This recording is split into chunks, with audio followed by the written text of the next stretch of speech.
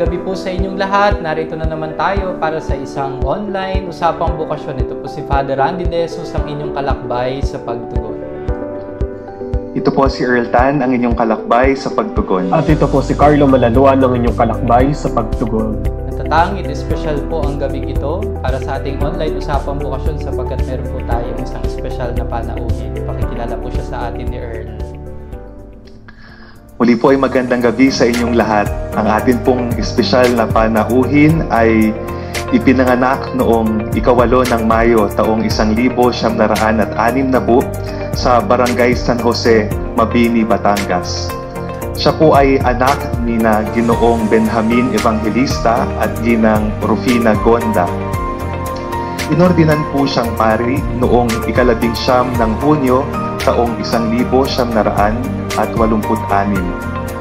At ang atin pong panauhin ay itinalagang obispo ng Boac noong 11 ng Disyembre taong 2004 at noong 26 ng Enero taong 2005 ay inordinang obispo sa Katedral ng San Sebastian sa Lipa City, Batangas ni Apostolic Nuncio Antonio Franco. Siya ay itinalagang obispo noong ika-22 ng Pebrero 2005. At itinalaga naman po siyang obispo dito sa ating diocese ng Imus, noong ika-5 ng Hunyo taong 2013 na ni Apostolic Nuncio Giuseppe Pinto sa ating katedral sa Imus, Cavite. Mga kapatid, ang ating minamahal na obispo, Bishop Reynaldo G. Evangelista. Magandang gabi po, Bishop Ray. Magandang gabi sa inyong lahat. Magandang gabi sa lahat ng mga kasubaybay sa atin sa online Vocation Festival. Ang bawat kwento ng buhay at ng bokasyon ay nagsisimula sa pagkabata, sa pamilya, sa pag-aaruga ng mga magulang. Sa gabing ito, pakinggan natin ang kwento ng simulain ng ating minamahal na obispo.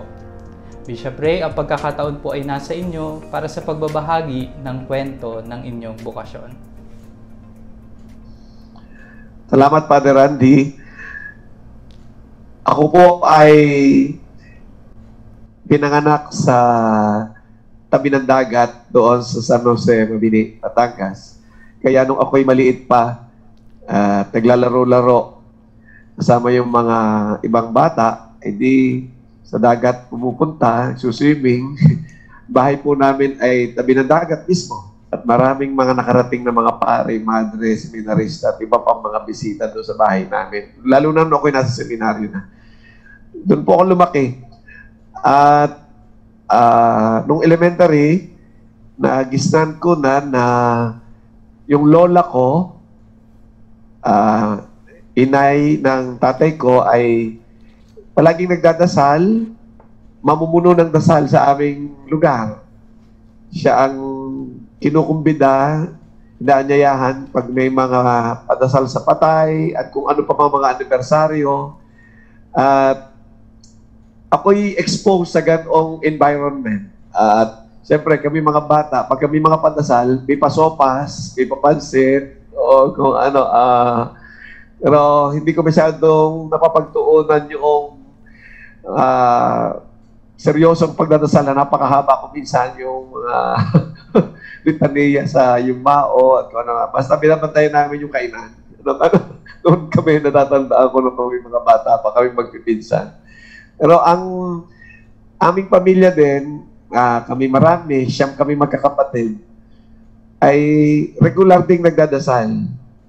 Pagkaka-orasyon, yung alas 6 ng gabi, uwi na kami, uwi na galing sa laruan, at sadyang ganun ang parang ipinamulat sa amin na kapag alas 6 ng gabi, dapat uwi na. Kaya nagdadasal kami sama-sama. Ang inay, ang mother ko, at nakakatuwa, biyaya ng Diyos, buhay pa siya hanggang ngayon, 95 years old, ay namumuno din ang dasal palagi, kagaya ng lola ko. At nagtuloy-tuloy na hinubog kami sa pananalangin. At kaming magkakapatid ay bukod sa nagdadasal sama-sama, sinasama din kami ng mother ko sa pagsisimba. Medyo malayo yung simbahan namin dahil barangay nga kami sa tabi ng dagat. Nasa poblasyon yung parish church. So sasakay pa ng jeep, lalakad, sasakay ng jeep. Bakit wala ang tatay ko? Tatay ko yung driver ng BLTV ko. Lagi siya'y nasa biyahe at dumadating lang siya sa paggabi. Aalis din siya na maaga, first trip, limit, o kung ano. Kaya hindi siya namin nakakasama sa pagsisimba, paglinggo, may biyahe siya. At sa mga pagdarasal, pag alas 6 sa gabi, wala pa siya. Pero siya naman ay talagang naghanap buhay at naging responsable sa pagpapalaki para sa amin at pagbibigay ng aming mga pangangailangan. Yun ang aking natatandaan na aking kabataan.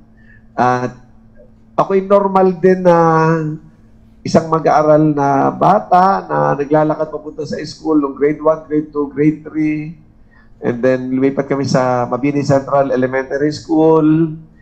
Yon, may mga bago akong classmates na doon ako nag-graduate sa Mabini Central Elementary School noong 1973.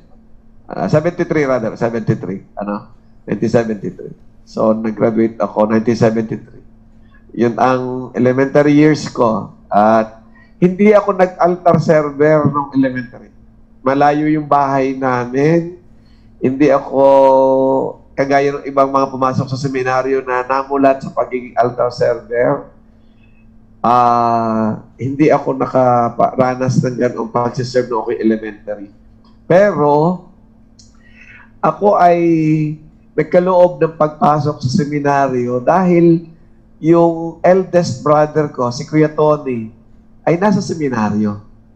Pumasok siya sa seminaryo at pagka may mga Parents' Day o Family Day, nakakasama ako sa pagpunta sa seminaryo. May dala kami pagkain at may program, may mga parlor games para sa mga kapatid ng mga seminarista.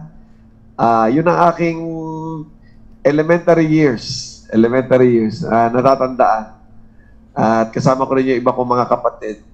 Hindi ganun kalimit, hindi naman ako linggo-linggo napunta sa seminaryo para dumalaw sa kanya, pero may mga okasyon, may mga gathering na nakakasama ako. Kaya nakita ko na seminaryo nung elementary pa ako, sa Lipa. Nakita ko na yung mga seminarista. Nakikita ko na yung mga pari doon sa seminaryo pagka dumadalaw ang mother ko, binibisita namin si Kuya Tony sa seminaryo. Yun ang naging exposure ko kung bakit nakita ko ang seminaryo. Naunang pumasok yung kapatid ko sa seminaryo. Dalawa lang kaming lalaki. Siyam kami magkakapatid. I have 7 sisters. Pero pareho kami pumasok sa seminaryo. Siya ang nauna. At ako nakakadalaw-dalaw sa kanya sa seminaryo nung siya naroon. Pero hindi kami nag-abot sa seminaryo. Nung pumasok ako sa seminaryo, wala na siya sa seminaryo. Lumabas na siya sa seminaryo. At siya ay nagtatrabaho na noon. Nagtatrabaho. Yun. Yun ang aking karanasan bilang isang bata, bilang isang nagkaloob ng pagpasok sa seminaryo mula sa bahay, sa pagdalaw sa seminaryo, at syempre, yung ordinaryong mga paglalaro ng isang bata. Doon ako umikot ang buhay sa aking pagkabata. Maraming salamat po, Bishop Ray, sa unang bahagi ng ating kwentuhang bokasyon. Papansin natin, Earl and Carlo, at sa lahat ng mga nanonood sa ating ngayong gabi, napakahalaga ng bahagi ng pamilya sa paghuhubog. Lalo tigit sa larangan ng pagtukoy at pagkilala sa panawagan ng Diyos. Mapapansin natin ang kwento ng ating minamahal na obispo sa paraan ng pagtuturo ng buhay panalangin ng kanyang lola, nanay, yung kanilang buhay na may pagpapahalaga sa Diyos, sa kanyang batang kaisipan ay unti-unti mayroong nakikilalang Diyos. Kaya napakahalaga na sa ganitong klaseng pagtukoy natin ng pagtawag ng Diyos, mabalikan lagi natin ang kwento ng ating kabataan at kung paano tayo hinubog sa ating mga pamilya. Sa pagkakataon pong ito ay magkakaroon tayo ng tanungan. Ang aking mga kasamahan na sina Earl at Carlo ay may mga inihandang tanong para sa ating minamahal na obispo. Maunang magtanong si Carlo. Magandang gabi po, Bishop. Magandang gabi naman, Malaking Carlo. pagkakataon po ito para sa amin na makasama po kayo sa namin ngayong gabing ito at maibahagi niyo po sa amin ang inyong kwento ng bokasyon. Alam niyo po, medyo nakaka-relate po ako sa inyong kwento sapagkat yung lola ko rin po ay palagi akong isinasama kapag mayroong mga padasal dito sa aming munting kapitbahayan. At kagaya nyo rin po ay inaabangan ko lagi ang nakahandang sopas, ang sandwich at ang mga juice. At minsan nga po ay hindi na nakakapag-focus doon sa pagdadasal. Batingkad po sa inyong pagbabahagi, Bishop, yung inyo pong karanasan kasama po ang inyong pamilya. Po, sa inyong, lalo't higit sa inyong mga foundation years. Tanong ko lang po, Bishop, sa tingin niyo po, bakit po mahalaga ang pamilya sa paghuhubog at paglago ng bokasyon ng isang individual? Dahil base sa aking karanasan, sadyang ang buhay panalangin, ang pagpapakilala na may Diyos ay manggagaling sa magulang. Dahil ang magulang at mga kapatid ang kasama ng isang bata, ng isang nasa elementary grade na magtuturo. Siyempre, may exposure din ako sa school, may mga teachers ako at natatanda ko aking mga teachers mula grade 1 hanggang grade 6. Pero bago pa ako pumunta sa school at nung ako'y nasa elementary school na, matingkad yung naging exposure ko sa buhay panalangin, o mga padasal nga, hindi lamang sa loob na aming bahay, pati sa mga kapitbahayan, mga anumang okasyon, ipatay, may baba ng luksa, o kung ano pa kung saan may padasal, at kung ano, alam mo naman siguro, Carlo, na sabi mo nga, nakaka-relate ka. Yan ay totoo sa mga barangay setting. Ngayon, medyo sa urban setting na, mga subdivision, wala na masyado ngayong mga pasopas pagka mga padasal,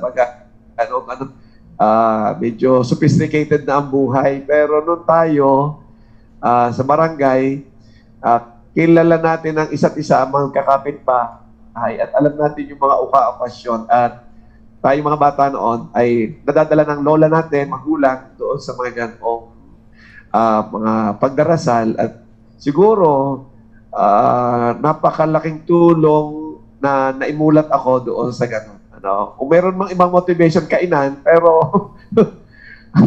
malaking exposure yung prayer. Maraming salamat po, Bishop. Naku, natatandaan ko nga po noon na pagkatapos talaga ng mga padasal, ng kainan, ay nagkakaroon naman ng pagpapahaginan at nakikilala ko rin po yung iba't ibang miyembro ng aming komunidad. At tama rin po kayo, Bishop, sa sinabi niyo po na mahalagang mamulat yung kabataan sa biyaya at sa ganda noong buhay panalangin, sa ganda ng community na kanyang kinabibilangan, sapagkat dito po nagsisimula yung paghuhubog at paglago sa bokasyon. Dito niya nakikilala yung kanyang karanasan, yung kanyang mga religious experiences, at doon din po niya unti-unting naiintindihan, paggamat hindi pa lubusang nauunawaan, unti-unti siyang nagkakaroon ng kamalayan doon sa buhay na nais niyang pasukin at sa buhay na ipinangaanyaya sa kanya ng Diyos sa hinaharap. At mahalaga rin po talaga, lalo na po sa mga kabataan, yung bahagi ng isang magulang, ng pamilya upang hubugin ang isang tao doon sa buhay at bukasyon na ipilinano sa kanya ng Diyos. Sinasabi nga po na ang unang simbahan ay ang tahanan kung saan tayo ay natututong magdasal, natututong makipagniig, natututong magbahagi ng ating mga sarili. Na sa susunod at sa mga hinaharap na pagkakataon ay ito naman yung ating ibabahagi sa ibang tao. Maraming salamat po muli, Bishop, sa inyo pong pagbabahagi. Thank you rin. Salamat, Carlo and Bishop Ray. Ngayon naman, dako tayo kay Earl. Good evening po, Bishop. Apo. Good evening. Apo. Nakakatuwa po no kasi ay nung sinimulan niyo pa lang po ang kwento niyo ay parang pareho kami ni Carlo nakaka-relate dun sa ayan, may mga padasal, ayan no. Pero ang isang bagay po na nakuha niyo yung attention ko yung nung kwento niyo po na ang inyo po palang tatay ay nagda-drive po ng bus no at opo. At hindi po niyo siya nakakasama sa minsan sa pagsisimba, no, sa pananalangin. At kasi po yung tatay ko po ay OFW, no, nasa ibang bansa. So hindi rin po namin nakakasama. Pero ang gusto ko lang po itanong sa inyo ay noon ho bang mga bata kayo, no, kayo magkakapatid ay meron ho bang isang bagay na itinuro ang inyong nanay at tatay na sa inyong magkakapatid na hanggang ngayon ay tumatatak sa inyo? Yun po.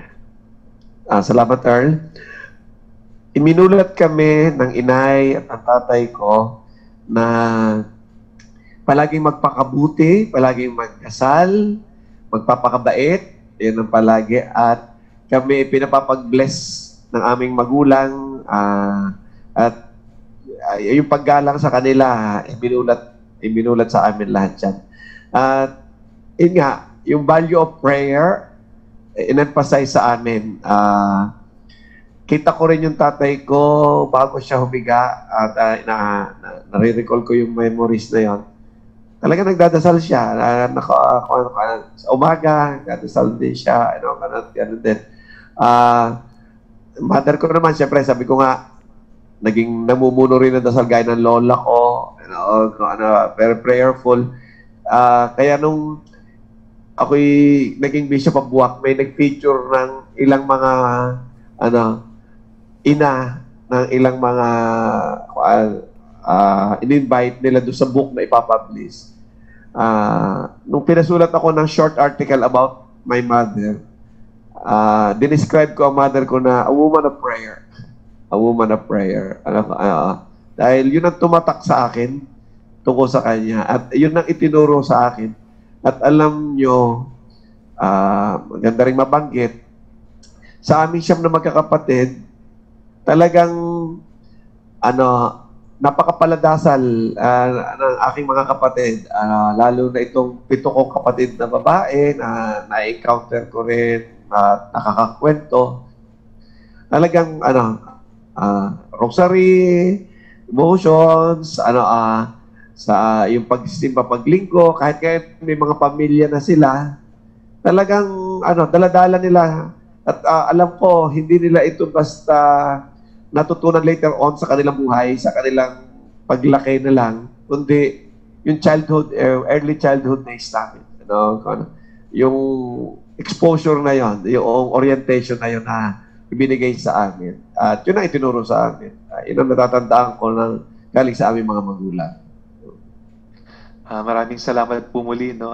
Mga minamahal na kapatid, no, yung naibahagi sa atin ni Bishop na yun, yung nakikita, no, natin sa ating mga magulang, sa mga nakatatanda sa atin ay isang bagay na talagang tumatatak, no. Kung minsan ay para bang hindi natin maunawaan, no, bakit ba sila ay dasal ng dasal, no, bakit ba sila ay parati tayong nasabihan ng ganito. Kahit kung minsan na hindi natin maunawaan, no? Para katulad ng kinikwento ni Bishop kanina, ang nakasentro ay yung sa pagkain muna, no? Sa pagiging kabataan ay hindi pa naman talaga nakakapag-concentrate, no, kung tutuusin natin o yung atensyon ay hindi pa ganoon. Pero may ginagawa ang Diyos, no?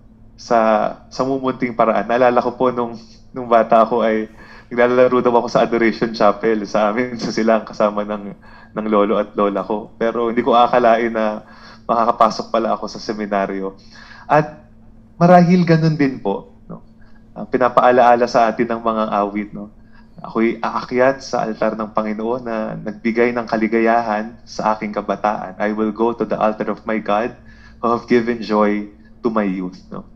At kung anuman po ang klase ng karanasan na ibinibigay sa atin ng Diyos sa ngayon, sa kasalukuyan, ito'y pagpupunlarin ng Diyos sa atin ng kasiyahan. Ito'y pagpupunlarin sa atin ng Diyos, ng pag-i-invest sa atin ng Diyos kung ano ang magiging tayo, no, sa hinaharap. Ng may pagmamahal, ng may paggalang, ng may malalim na ugnayan sa Kanya. Muli po, Bishop, ay maraming salamat po. Maraming salamat, Earl and Bishop Ray. Mga kapatid, magbabalik po kami pagkatapos ng ilang patalastas.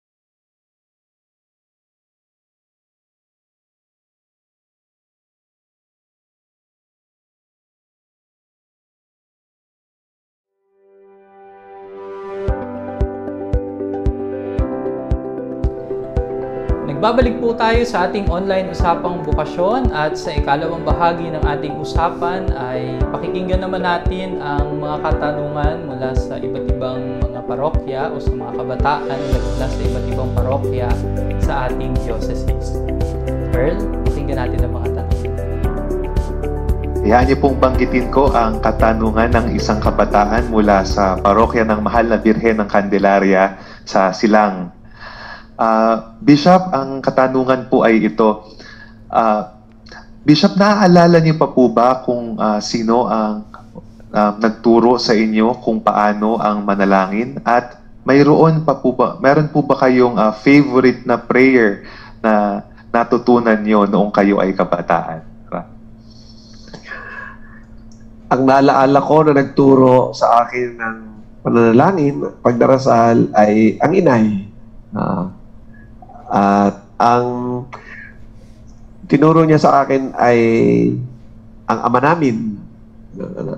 Yun ang naging paborito ko ring panalangin, at hindi ko rin naman alam na yun pala ay mismong galing sa Panginoong Hesus. Itinuro mismo ng Panginoong Hesus yung ama namin. Sa aking murang gulang, sa aking pagiging isang elementary na bata, basta ako'y namulat na tinuturo sa akin yung ama namin. Hindi sinabi ng inay na ganoon ito galing sa Panginoong Hesus na panalangin. Pero sinundan ko yung prayer na yun. At napakalaki ng impact sa akin at napakahalaga noong Our Father, yung ama namin. Salamat po, Bishop Ray. Isang katanungan muli mula sa isa pang kabataan. Carlo? Magandang gabi po ulit, Bishop. Ngayon ay pakinggan po natin ang isang tanong mula sa St. Therese of the Child Jesus Pastoral Center sa GMA. Bishop, ito po yung tanong niya. Naalala po ba ninyo ang experience ng inyong First Communion? At tatandaan ko na kami ay nag-First Communion sa aming school. Grade 3. Sa elementary school kung saan ako nag-aral. Doon kami pinuntahan ng pari, kinumpisal, nagmisa, doon kami binigyan ng unang komunyon. At hindi kami nagbihis ng extra o kung ano pa man, kung ano yung uniform namin. Lumaki ako sa isang ordinary elementary school. Nag-aral ako sa isang public school nung elementary. At salamat sa parish priest noon na talagang nagpapadala ng katekista at nagtuturo para sa paghahanda sa First Communion. At nakatanggap ako ng First Communion noong ako'y grade 3 sa tulong ng katekista at ng iba pang naghanda sa amin. At ang pari na nagpunta sa amin para misahan kami tumanggap ng komunyon. Salamat po, Bishop Ray. No? Kung titingnan po natin, mga minamahal na kapatid na nakasubaybay ngayon sa online usapang bukasyon, mayroong ilang mga bagay na matingkad. No? At ito ay isang napakagandang paalaala, lalo tigit sa mga magulang. No? Naging napakatingkad po na napakahalaga ng paghuhubog sa loob ng pamilya. No? Simula pa pagkabata, no? ay tumitimo sa isip ng isang kabataan ng mga bagay na ipinakilala sa kanya ng kanyang mga magulang. At ito po kitang-kita natin kay Bishop Ray, no? Kung paanong yung pagdarasal ng kanyang nanay, pagiging madasalin, no? Tapos tinuruan din siyang manalangin, yung mga simpleng pagsama-sama sa kanya sa ilang mga gawaing pangsimbahan ay nagsilbing simulain, no? ng paanyaya ng Diyos. No? Maaring noon po ay pagpapahalaga pa lamang sa Diyos, buhay panalangin, pero paglipas ng panahon, ito po palang mga ipinupunla ng mga binhi, gaya ng mga simpleng pagtuturo ng panalangin, ay nagdadala patungo sa isang ganap na pagpapahalaga sa Diyos na maaring tumawag sa bawat isa sa atin sa isang direksyon ng buhay. No? Kalawa po ay yung katotohanan na ang unang bahay paghuhubog ay ang talagang mga tahanan na pinagmula ng bawat pari o ng bawat seminarista. No? Lagi po ninyong tatandaan na ang mga bagay na unang pinahahalagahan ng isang tao ay yung mga bagay na itinuro ng kanyang mga magulang. No? Kaya mula po doon ay ito ay isang napakagandang paalaala, lalo na po sa mga magulang, na unti-unti po ay simulan po ninyo na ipakilala ang Diyos sa inyo pong mga anak. No? Habang sila po ay inyong kasama, lalo na po dun sa mga magulang na mayroon pang mga maliliit na anak. No? Lagi nyo po silang isisimba, lagi nyo pong ipapakilala sa kanila ang Diyos sa pamamagitan ng mga simpleng mga turo at aral. No? Upang sa gayon ay magkaroon sila ng pagkamulat sa katotohanan na mayroong Diyos na tumatawag, na mayroong Diyos na dapat nakilalanin, at na mayroong Diyos na dapat napahalagahan sa buhay. Sa pagkakataon pong ito, hihilingin natin sa minamahal na obispo ang kanyang mga pangwakas na mensahe, maging tagubilin, lalo na po sa mga magulang, na ang mga anak ay nakaiisip ng pagpasok sa loob ng seminaryo. Bishop Ray. Salamat, Father Randy. Ako po ay nakapagkwento sa inyo ng aking mga taon na kasama aking mga magulang, mga kapatid sa loob ng tahanan. Sa aking panahon, ako'y nasa elementarya. Murang isip, murang gulang, iminulat ako sa pagdarasal, pagsisimba, at pinakilala sa akin ng aking mga magulang ang Diyos. Pinamahal na mga magulang,